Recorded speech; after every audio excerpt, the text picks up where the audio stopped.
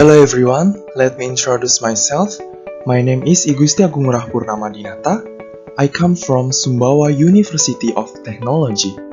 My major is Industrial Engineering with my study ID number is 19.01.015.005. Now in this change, I will explain you guys about what is cognitive ergonomics. First is, what is meant by cognitive ergonomics? According to Hutabara 2017, ergonomics comes from the Greek words namely ergon or work and nomos or rules. Ergonomics is the science, art, and application of technology to harmonize or balance between all facilities used both in activity and rest with human abilities and limitations both physically and mentally, so that the overall quality of life becomes better. According to Veronica 2018, cognitive is a mental activity that involves the process of acquisition, storage, retrieval, and use of knowledge and information. According to Hutabara 2018, cognitive ergonomics is a science that utilizes information about human nature, abilities, and limitations from a cognitive perspective to get the best work system. The next question is why cognitive ergonomics is important to learn. Cognitive ergonomics is important to study because it aims to improve cognitive performance through interventions, including human-machine interaction and human-computer interaction.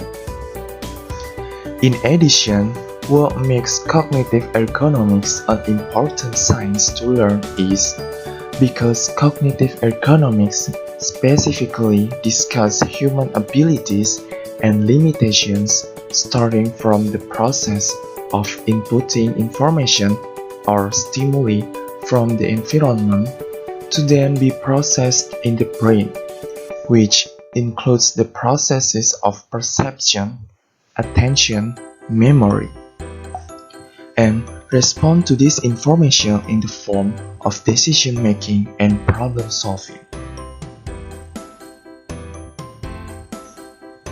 The next is the benefits of studying cognitive ergonomics are: the first is train human perception of an event or object. The second is train memory and recall the memory process. The third is train the human response to be more active in responding to an event. The fourth is train the problem-solving ability of the human brain. And the last is train the human mental in decision-making. The next maturity is Human Information Processing or HIP. Human Information Processing is a process of how humans receive, organize, and integrate the information obtained in order to be able to produce output as expected. This is the picture of HIP model.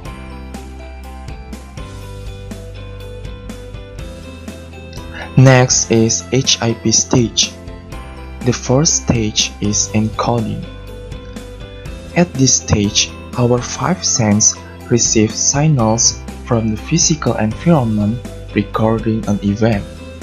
The captured signal then becomes perception. Perception is the activity of comparing stimulus information with knowledge that has been stored in the brain to translate that information.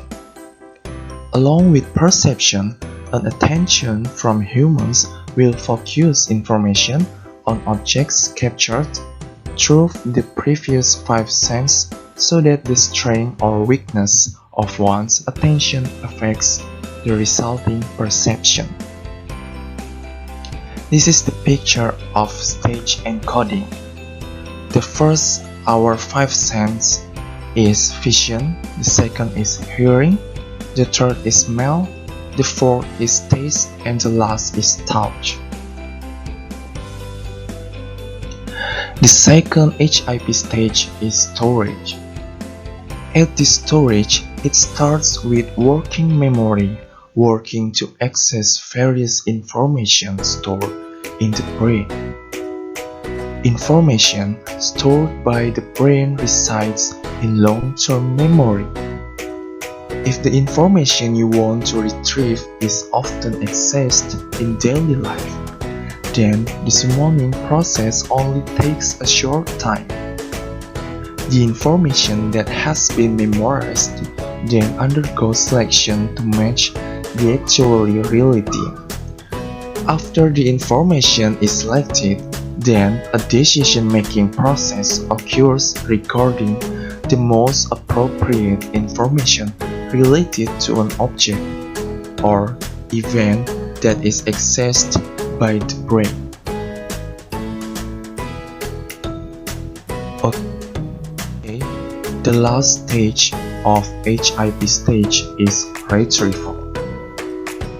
After information is obtained through working memory from long-term memory, the information is brought back to the sense to be applied in practice. Furthermore, humans only need to wait for feedback from the information response provided through the five senses from the other person.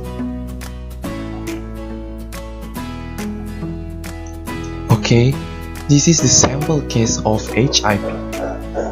When Gusti was on his way to campus, on the way Gusti saw a small child who was hit by a car.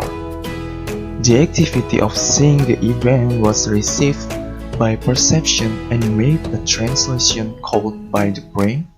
This is called the encoding process. Then, Gusti stores some information about the accident, such as the color of the car and the car's license plate number in the brain. This takes place in the storage process. As an eyewitness, finally, Gusti was questioned by the police. Then, Gusti told what happened according to the information stored in the brain through gestures of the five senses, such as hands moving when telling a story. This is a retrieval process. The next is what is attention. Okay, what attention is? Attention is a process of selecting an object and maintaining attention to the object and solving problems or obstacles in the process. According to Yin et al. 2012, there are three larger systems that make up the attention process, namely alerting, orienting, and executive functions. The first we're gonna describe is alerting.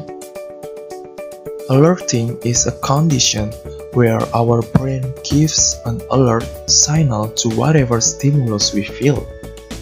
The initial mechanism in the alerting process lies in the arousal mechanism, which will transmit sensory input from the cranial nerves in the brainstem and activate the reticular activating system or RAS, which will activate modalities in the cerebral cortex. In this process, we will realize that there is a stimulus that is received by our brain without our knowing very little about the purpose of the stimulus.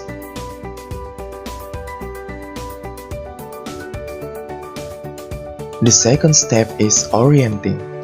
In this process, our brain will instruct us to tend to focus our attention in the direction of the stimulus to seek as much information as possible from the stimulus obtained.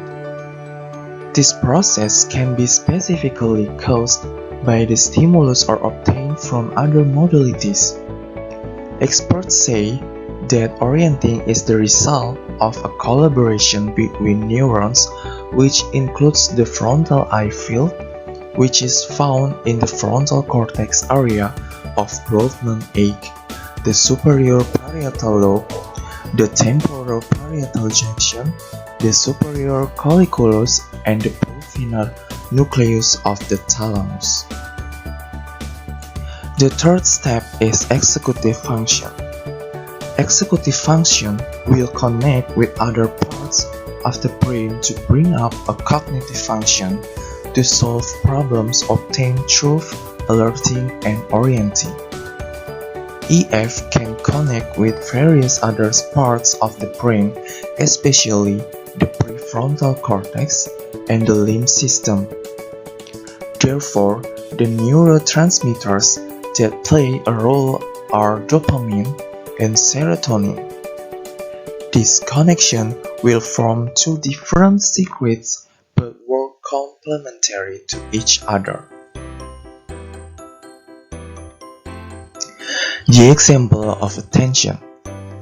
When we are in class listening to the lecturer who is speaking, at that time our focus is only on the lecturer's talk and summarizing the essence of the lecturer's talk. This is processing that attention is aware of. It's different if in a class there is a lecturer talking, but we ignore the lecturer's conversation by playing the cell phone. So, our attention cannot fully remember the conversation delivered by the lecturer.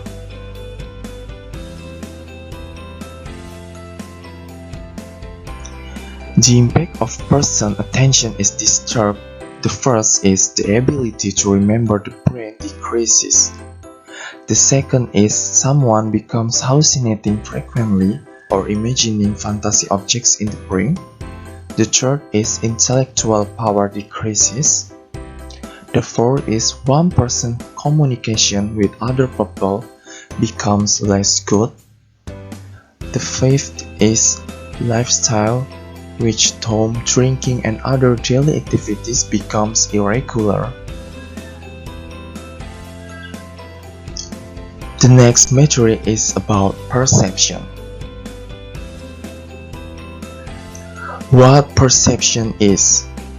Perception is defined as a process that combines and organizes our sensory data or sensing to be developed in such a way that we can be aware of our surroundings, including being aware of ourselves.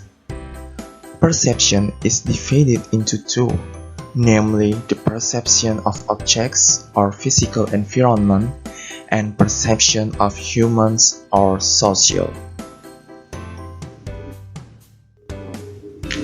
These two types of perception have difference, namely, first, perception of objects through physical symbols, while humans through verbal and non-verbal symbols. Humans are more effective than most objects and more difficult to predict.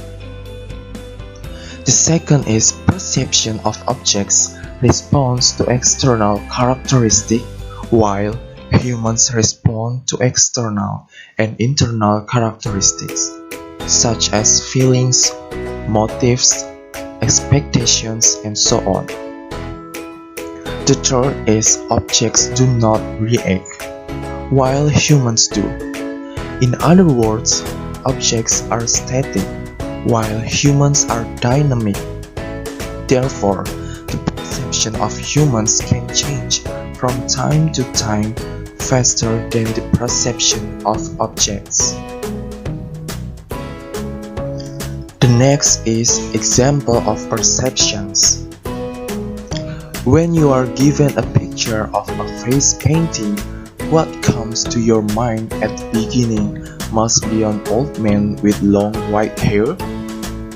Yet if we examine it more deeply, It turns out the painting has several supporting elements, such as a picture of a person riding a horse, an image of a flowing river, and a person lying on the ground sleeping. It is these supporting elements that make human perception and the outside able to see a picture of an old grandfather's face with long white hair. This is a natural response of each individual from his visual stimulus, which is more focused on overall information in general. The impact if someone's perception disturbs is that it can affect the cultural background that someone addressed to. This is because each individual has different cultural values. In addition, someone who is perceived as disturbed can create negative impressions or truth on relationships or people with that perception. Then, one's view becomes illogical in the sense that one doesn't care about the good or bad perceptions that will be generated later so as to affect the image of the object being discussed. The next metric is about memory.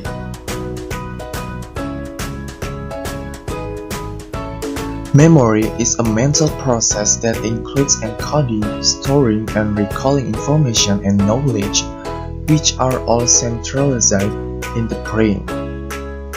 Memory is a biological process in which information is encoded and recalled.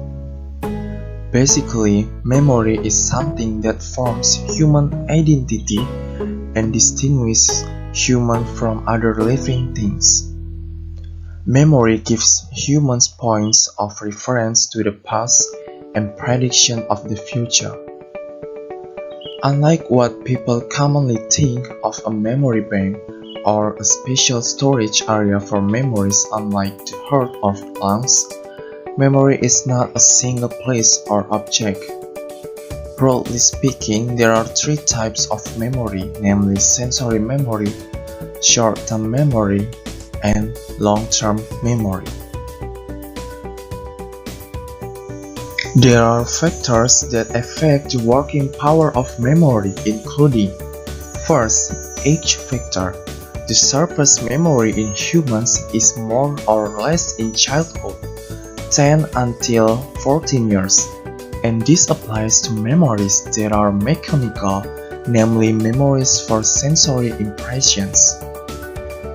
After that age, the ability to memorize in memory can also be enhanced, but only for impressions that contain meaning or logical memory, and this lasts between the age of 15 until 50 years.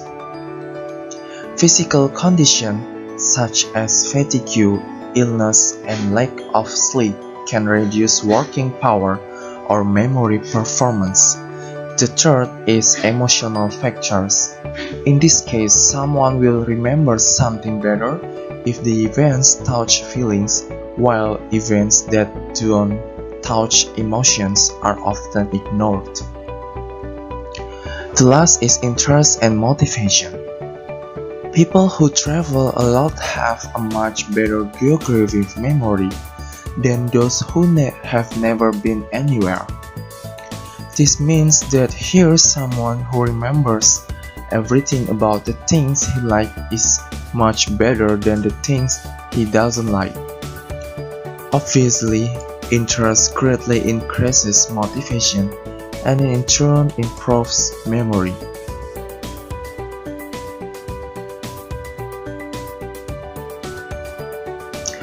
The next metric is working memory versus short-term memory. Difference between working memory and short-term memory. The working memory is a system in the brain that has to do with reasoning and comprehension. Because it is a system, the working memory does more than just store information. When a piece of information enters the working memory, it can be manipulated and processed. Parts of the brain involved in working memory functions include the frontal cortex, prefrontal cortex, anterior cingulate, and basal ganglia.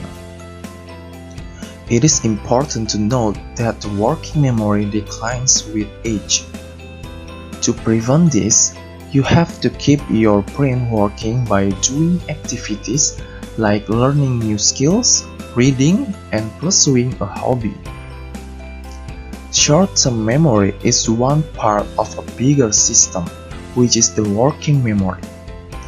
The term short-term memory is sometimes used interchangeably with active or primary memory because it has to do with storing information for a period of a few seconds to 30 seconds. All of this information is temporary and quickly forgotten. However, through the process of repetitions and use, it can move into the long-term memory. Short-term memory handles information that is active and readily available.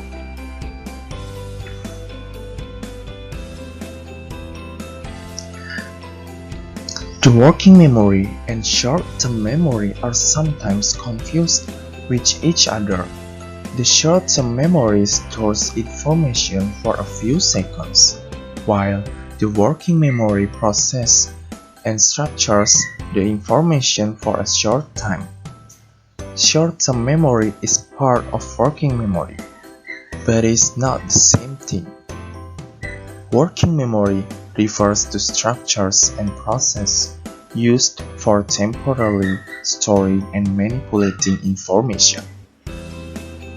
To give a concrete example, short-term memory isn't a charge of helping you remember the phone number that your friend dictated to you as you save it on your smartphone.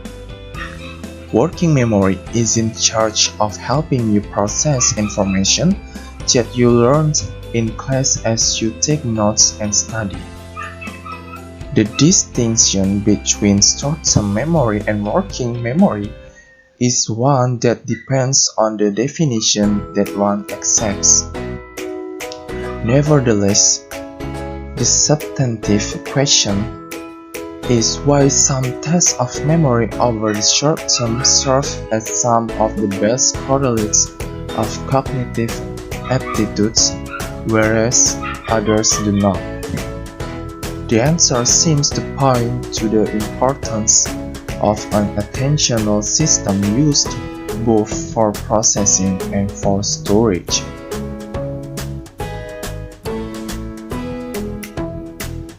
The next metric is short-term memory versus long-term memory.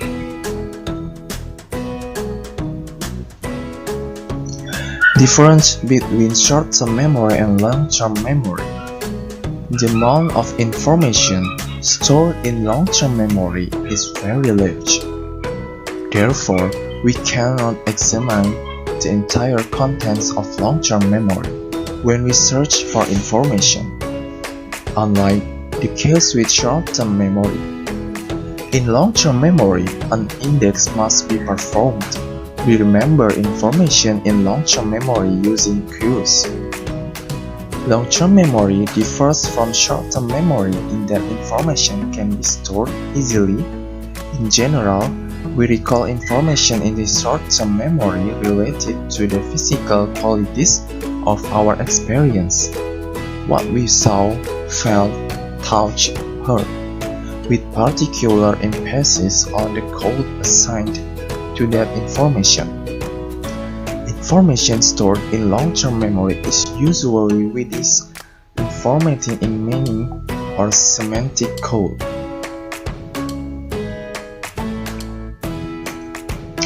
Long-term memory is different from short-term memory seen from the cause of forgetting.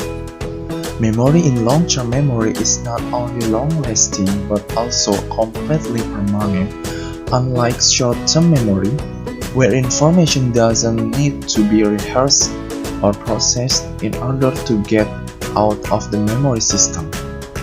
Long-term memory and short-term memory differ in terms of location. Information in short-term memory lies in function of the brains called the frontal lobe cortex, while information stored in long-term memory is integrated in the hippocampus and they differ to areas of the brain cortex which involve language and perception.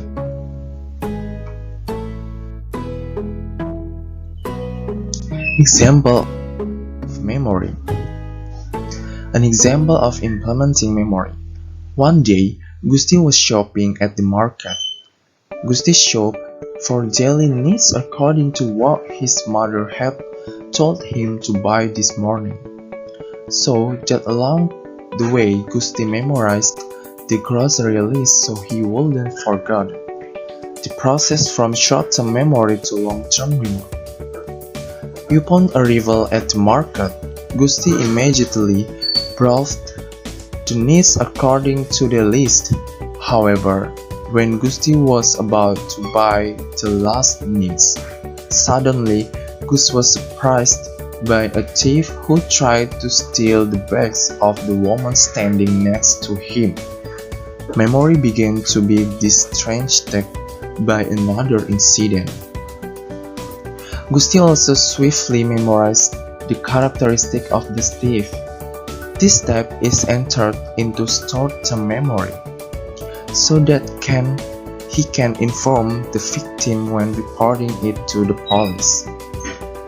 After the hustle and bustle of the incident, Gusti tried to remember the materials needed to be pursued by mentioning them while checking the materials that were lacking in plastic bags. This process included recalling information. Then, with alacrity, Gusti's memory remembered that 2 kilograms of carrots was the final need he wanted to buy before the theft occurred. Response from long-term memory. This is the picture of the long-term or the process by the short-term memory to long-term memory. The next is the impact when a person's memory is impaired. First, difficulty completing tasks that require many steps or often stopping and losing patience. This can significantly affect one's educational work. The second is difficulty paying attention to details and often forget what was done last time. Therefore, information processing is often out of sync with actual events in the field. Making mistakes repeatedly when writing, counting, and various activities that require brain performance or memory. The fourth is fail to complete the assigned task. This is clearly a consequence of someone's weak memory, so that someone forgets how to complete each step of the task. The fifth is easily distracted. This impact is an escape for someone who can't remember well, so he prefers to do something he likes that doesn't require a strong memory.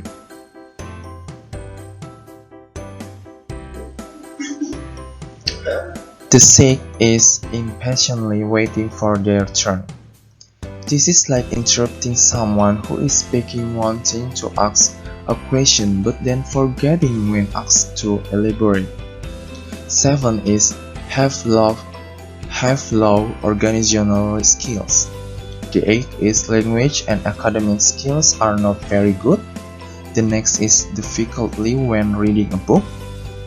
The next, feeling a tough challenge when asked to solve a problem. The 11 is shows slow progress and doesn't want to try harder.